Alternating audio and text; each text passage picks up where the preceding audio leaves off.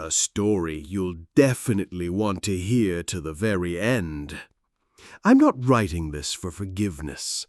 There's no one to forgive me, nor is there anything to forgive. I'm writing this because the silence has become heavier than a granite slab on my chest. It presses on my ribs, making it hard to breathe. My story is a poison I have kept inside me for 30 years. Now I want to spill it onto these pages. It all began after my mother's death. She passed away quietly in her sleep, just as she had lived, unnoticeably, like a watercolor sketch that had faded over time until it was completely indistinct. My father outlived her by only a year, and I was left alone in their old apartment, saturated with the smell of corvalol and dusty books. As I sorted through her things, I felt nothing but a dull, hollow duty. Clothes she hadn't worn in years, porcelain figurines, stacks of embroidered napkins, a routine to help me not to think. And then I found the box. It was on the top shelf of the closet, buried under old coats. An ordinary wooden box, lined with burgundy velvet, but locked with a tiny, rusted lock. My mother never had secrets. Her life was an open book with a very simple plot. Curiosity, mixed with some inexplicable trepidation, made me break the lock. A butter knife did the job in a couple of seconds.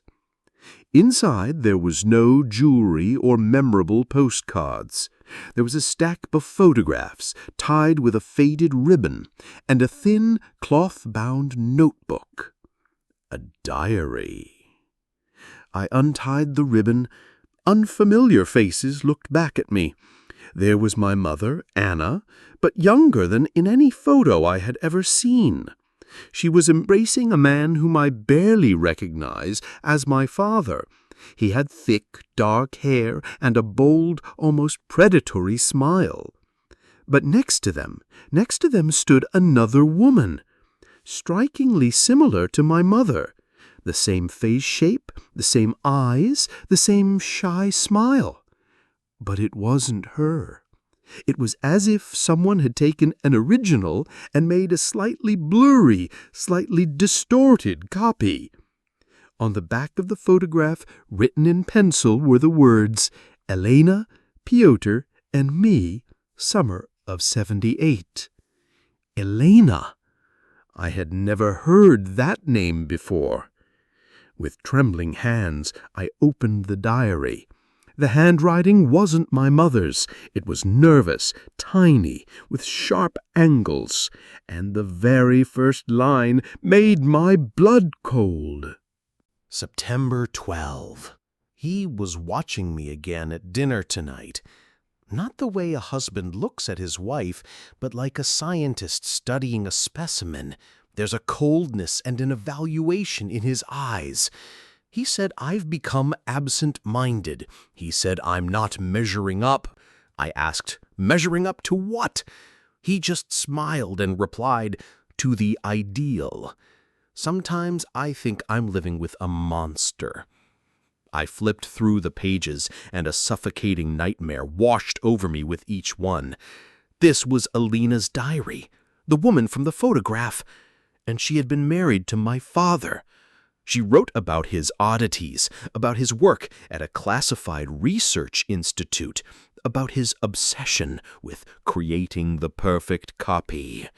She wrote about her twin sister, Anna, my mother, who often came to visit them. October 20. Anya is here again. Piotr comes alive when she's around. He says she has a wholeness that I lack. He's constantly comparing us, our gestures, our words, even the way we sleep. Yesterday, he took hair samples from both of us, said it was for some analysis. Anya laughed, but I was sick with fear. I feel like an original, from which they want to make a flawed copy. The entries grew more and more desperate. Alina wrote about how my father would lock himself in the basement, which he had converted into a laboratory, about the strange sounds coming from there, about how he had started calling her Anna, and when she corrected him, he would get angry and say she was confused. November 5. I found his notes. This isn't just science. This is something diabolical. He writes about consciousness transfer, about quantum entanglement on a biological level. He writes that it's possible to create a perfect empty shell and imprint the desired personality traits onto it, erasing the original ones. He doesn't just want to copy. He wants to replace. God, he wants to replace me with my sister, or with something that will be her. The last entry was dated November 14. The handwriting was almost illegible, the letters dancing across the page. He brought her home today. Anna, my sister. She looked at me with pity. Father said the experiment is almost complete, that soon everything will fall into place. He said I am just a rough draft and he needs a clean copy. I've locked myself in my room. I can hear him pacing outside the door. He's not calling for me anymore. He's waiting. And I don't know who I am anymore. I look in the mirror and see her face. Or is it mine? God help me. The diary ended there. And then I looked at my hands. Which of them did I resemble? My monster of a father? His victim, Alina? Or her spineless shadow, my mother, Anna? And the most terrifying thought struck me. In the diary, in one of the earlier entries, Alina had written, "I'm so happy. We're going to have a baby. Piotr says it will be a perfect child." But I was born 2 years after this diary ended. The silence in the apartment rang. It was no longer just silence. It had become a vacuum from which my entire life, all my memories had been sucked out, leaving only the shell of a man named Alexei. I sat on the floor for hours, rereading the terrifying lines until the letters blurred into a solid black river. Alina's diary, a death sentence for my family, a death sentence from me. I should have stopped, burned the notebook, thrown away the box, and continued to live in blissful ignorance, mourning my quiet mother, Anna, and my old, tired father. But the poison was already in my blood. It demanded an answer, and there was only one person who could give it to me, though he too was already dead. My father. I suddenly remembered things I had never paid attention to before. His strange detachment, his study always locked, the way he sometimes looked at me, with that same gaze Alina had described, assessing, cold, as if at a successful or unsuccessful result. And his last words to me in the hospital the day before he died. He took my hand with his own weak, papery one and whispered, "Forgive me, Alyosha, for everything. I just wanted everything to be right." At the time, I thought he was talking about ordinary fatherly strictness, about trivial things. Now I understood. He was talking about something monstrous. I went to his study. I had barely entered it since his death. Now I was searching. I didn't know for what, but I was searching. And I found it. In a secret compartment in his desk, under a false bottom, lay another notebook, his work journal. It was not a confession. It was a collection of dry, scientific notes that made the hair on my head stand up more than Alina's emotional diary. My father, a brilliant biophysicist, had been obsessed with the idea of overcoming the imperfections of human nature. He didn't just want to create a copy. He wanted to create an improved version. Subject A, Alina, high intelligence, empathy, but prone to emotional instability, reflection, depressive states, unstable element, unsuitable for the long-term family project. Subject B, Anna, genetically identical, lower intelligence level, stable, even emotional background, highly suggestible, an almost perfect recipient. The overwrite procedure was successful. The original matrix, A, began to degrade rapidly after the extraction of key neural patterns.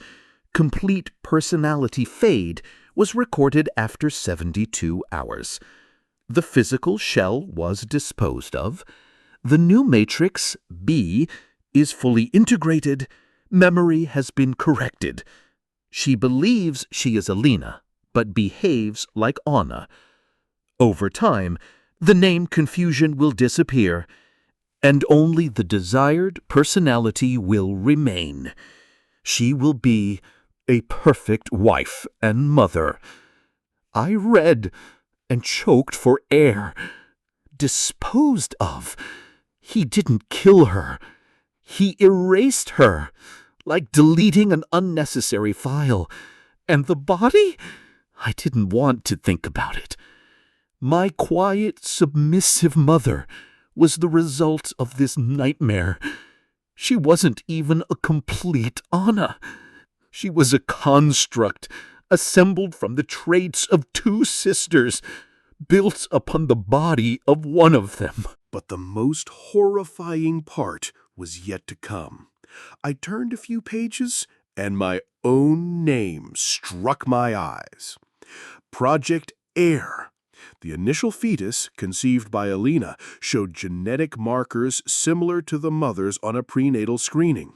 Risk of emotional instability, 87%.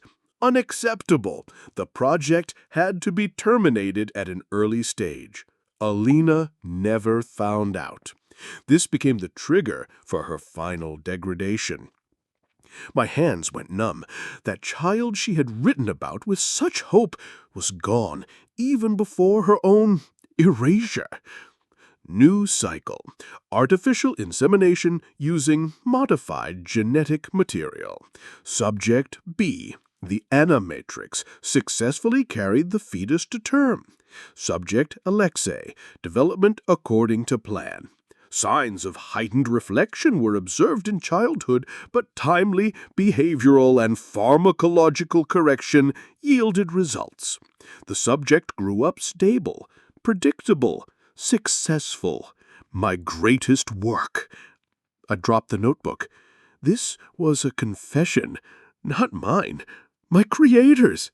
I am not the son of Pyotr and Alina. I am not even the son of Pyotr and Anna. I am a subject, a product, a successful experiment.